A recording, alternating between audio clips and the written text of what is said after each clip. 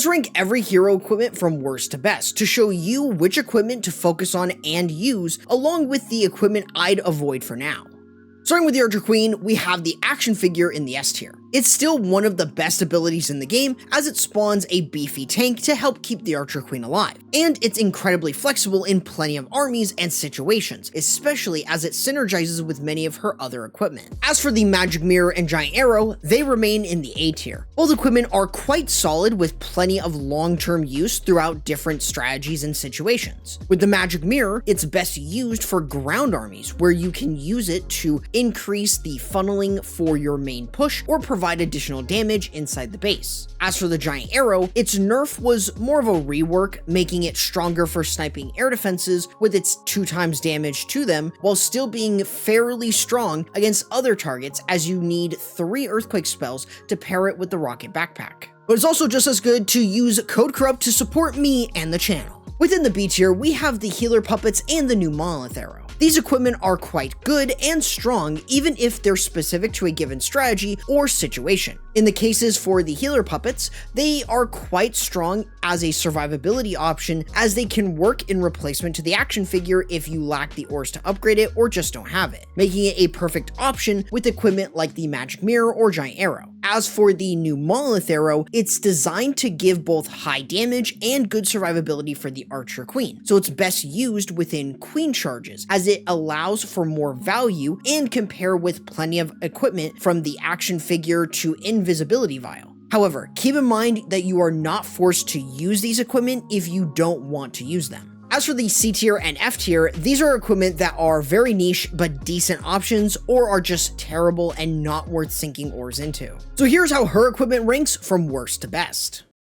With the Grand Warden, we have the Eternal Tome in the S tier. This is one of the most flexible equipment in the game, with it being used in plenty of armies, no matter if it's an air or ground army. This allows you to pair it with plenty of different equipment while giving your troops enough invulnerability to get through opposing defenses easily. As for the A tier, we have the Rage Gem, Fireball, and Heroic Torch. Each of these equipment offers strong use cases in plenty of armies, namely smash attacks, allowing you to use them in different ways. For the Rage Gem, it's able to buff troops and heroes' damage by a significant amount, allowing them to be much stronger than before, such as throwers, thanks to their high damage per hit. It also allows for the Warden to attack faster himself, which is great for any Warden charges, but it is quite notable for healers and druids, as their healing gets increased further, making them quite strong underneath its effects. The Fireball, on the other hand, is more of an offensive equipment, allowing the Warden to focus on clearing large areas off the base. This can be used to funnel the interior of the base to funnel troops to go in the right direction, or to get huge value from the core, which is especially common in Warden charge armies. As for the Heroic Torch, this is a supportive option that lets you bypass walls and move much faster while taking less damage. This is most effective when paired with a solid hero charge like the Dragon Duke charge, Queen charge, or even the Royal Champion charge. This allows you to control your troops when the Heroic Torch ability is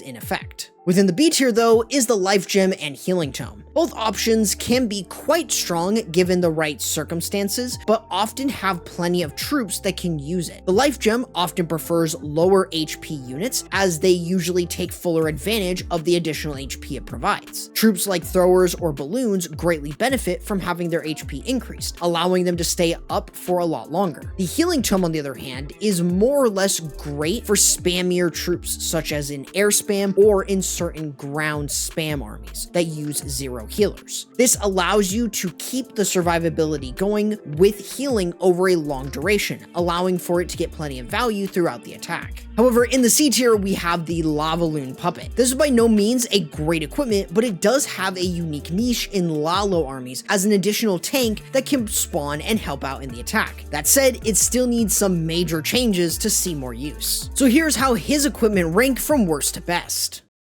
As for the Dragon Duke, we have the Fireheart in the S tier. Despite its nerf to the self-healing and DPS increase, it's still extremely strong with its still high self-healing and HP while giving enough DPS for the already powerful Dragon Duke. This allows you to use it in every situation the Duke is in, from funneling to sniping defenses or even during a Dragon Duke charge, and you can still take advantage of the death damage as well. With the A tier, we have the Rocket Backpack, Stun Blaster, and Electro Fangs. Each of these options are quite strong in the long term with different use cases depending on the equipment. For starters, the Rocket Backpack provides the ability to snipe defenses, which can be quite strong in a number of strategies, especially when paired with the Giant Arrow or Flame Blower and Earthquake spells. Meanwhile, the Stun Blaster still provides nice coverage for the Dragon Duke with its large stun radius, making it possible to support himself while moving between buildings.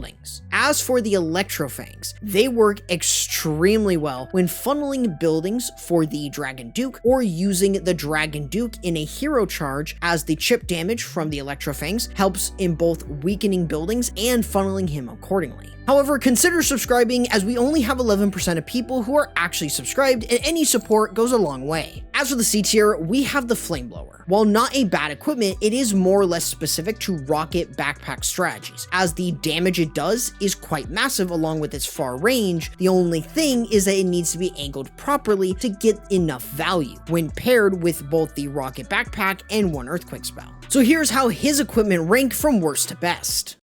With the Barbarian King, we have his Spiky Ball and Stick Horse in the S tier. These two equipment are quite strong and flexible depending on where the king is required. If you need funneling on the outside the base, it is often better to use the Spiky Ball, especially when paired with equipment like the Vamp Stash or Snake Bracelet. However, it can also be used with the Earthquake Boots in some situations. As for the Stick Horse, it allows the king to jump walls while attacking much faster, allowing for the king to be paired with the Angry Jelly in solo compartments all by himself, especially when paired with equipment like the Giant Gauntlet. Speaking of which, in the A tier, we have the Giant Gauntlet and Snake Bracelet. These options pair right along with the S tier options, as they offer very valuable abilities to your king. The Gauntlet allows the king to tank even more damage with the damage reduction it offers while doing splash damage in a large radius, pairing very well with the Stick Horse's movement and attack speed increases. As for the Snake Bracelet, it takes good advantage of the equipment's HP increase from both the Spiky Ball and the Snake Bracelet itself, allowing for greater funneling while spawning additional snakes to limit damage on the king. As for the B tier, we have his Earthquake Boots, a fairly strong option for plenty of ground strategies, especially in hero dives or certain smash armies, but with more and more ways to ignore walls, along with troops that have no need for the Earthquake Boots, it has seen a dip in use, but it is by no means a bad equipment. As for the C tier and F tier, these are equipment that are very niche but decent options, or are just terrible and not worth sinking ores into.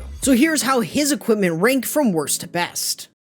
Now for the Royal Champion, her Electro Boots and Rocket Spear are in the S tier. These are tried and true equipment, as they can either work together or separate with other equipment. For the Electro Boots, it offers small survivability but a nice amount of damage, which can enable the champion to be used in either funneling within a hero charge or used to support defense targeting troops against ground skeleton traps. As for the Rocket Spear, it offers a ton of range and damage to the Royal Champion, allowing her to snipe defenses from a distance without much worry, and works in nearly every army she's used in. As for the A tier, we have her Haste Vial and Seeking Shield. So long as her Electro Boots and Rocket Spear remain very flexible, these two are the next strongest options to pair with them. The Seeking Shield is best used with the Rocket Spear for more value in sniping defenses and even destroying lower HP defenses in one shot. But for her Haste Vial, it often is used for quick or long Royal Champion charges, as you want to get the most value from it while setting up great pathing for your main army. But for the F tier, these are equipment that are just terrible and not worth sinking ores into. So here's how her equipment ranks from worst to best.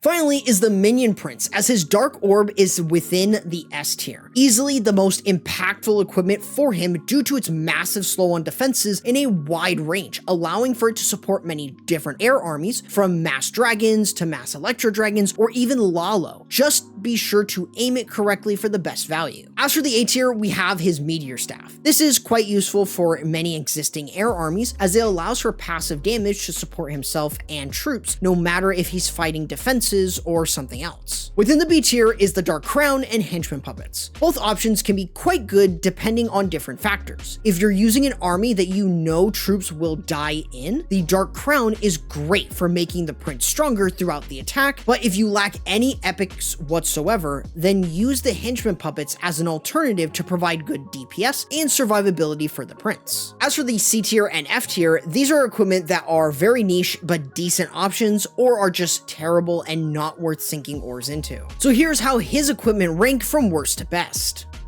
So at a glance, here is each hero's best and worst equipment choices that you can choose depending on your strategy and what you prefer using. If you're looking for a strong air army, consider checking out my Dragon Rider guide here, but YouTube says you may prefer this one instead.